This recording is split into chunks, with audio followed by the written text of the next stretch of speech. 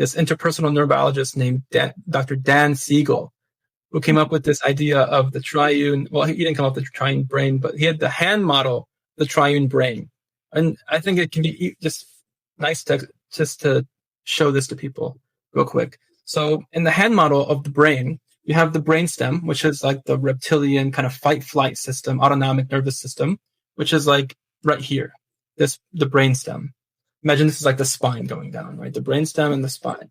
And then you have my thumb here, which is the limbic system, which is the mammalian system. It's the emotive system. It's the bonding and belonging and identity and tribe and community system. It's the love and the intimacy and the oxytocin and the attachment system. It's that system.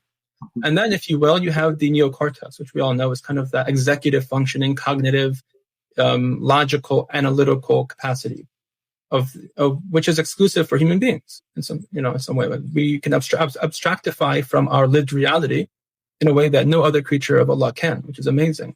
But what we find is that when this part, the brainstem, is upregulated through fear, what happens is he calls it, you flip the lid. You flip the lid, you lose executive function. And I've read literature that says or indicates or suggests that 30% of IQ goes out the door when you're in a state of fight-flight. 30%, 1/3 of your intelligence goes out the door when you're afraid. Just flip your lid, literally. And you're just raging, you're afraid, you're scared, you're lashing out. Get your vaccine, put your mask on. It's like, well, let's have a conversation about that. No, there's no conversation. They flipped their lid. Right. They're not with you anymore, right? They're operating from this fear-based fight-flight system. And so we know this, right? We know, like, throughout history, even the recent 50, 60-year history of this country, when you had Vietnam, World War II, you had the Cold War threat, you had presidents sitting down the fireside chats, and you had, presidents trying to de-escalate the fear and telling people we're going to be okay. And even Bush during 9/11, like, he wasn't hysterical about it. He said Muslims are not our, whatever, for what it's worth, right? Whatever, for what it's worth. And you have even Trump, for what it's worth, even further. He wasn't hysterical about it, Right.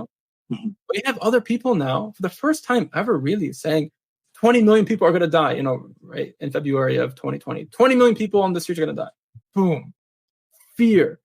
Here's, people in hazmats in China. This is going to be happening. You better get ready. It's an insidious virus that travels really fast, and you don't even know you have it until you're coughing up blood and you can't breathe anymore. Be really afraid. And there's everyone, it's just this collective flipping of the lid, and there's no, like, hold on a second. Like, can we just wait and see what happens first before you make conclusions? Like, why is there a prepackaged conclusion here? And why are our leaders scaring everybody, making things worse, and aggravating the condition?